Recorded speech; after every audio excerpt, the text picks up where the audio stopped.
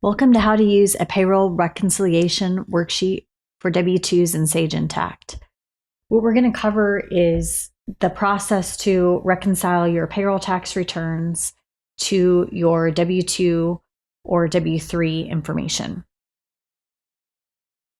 So before filing your W-2s, you should make for sure that your 941s add up to the applicable boxes as they should on the W-2, W-3 forms. So after you have filed your 941s and your other payroll tax returns in Intacct, click the View History, log into Atrix, and pull down those related forms. Once you have your 941s for all 4 quarters, you're going to come into this worksheet and fill in your various information from the various lines on your 941s. So first quarter, you're going to want to fill in line 2, line 3, all the way across here and down on for second, third, and fourth quarters.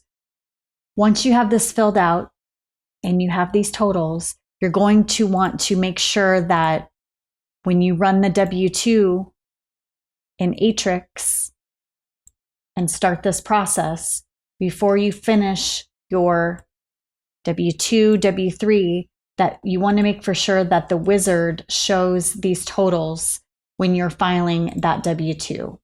Otherwise, the IRS is going to flag you that your 941s do not match up to your W-2, W-3 forms.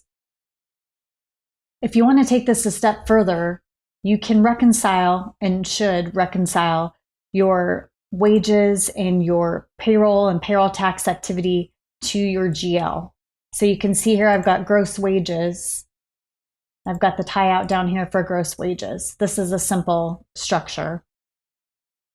Also, if I take gross wages minus my 401k, I get to my Fed wages here for line 2 totals. Okay. Also, another thing that is good to do is to reconcile your state unemployment tax returns, your state withholding returns, your FUTA returns to your general ledger as well. So simple tie out again down here. I've got 420 in FUTA, I've got 1173 in SUTA, and I've got my 17,000 in my state withholding here that I would reconcile to my state withholding deduction account, my liability account, the activity in there.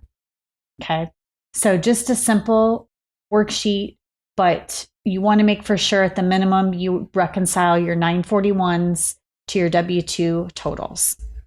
We will be attaching this worksheet to this tutorial so you can see the different formulas and how they reconcile to each other. But please reach out to us if you have any questions at all. Thank you.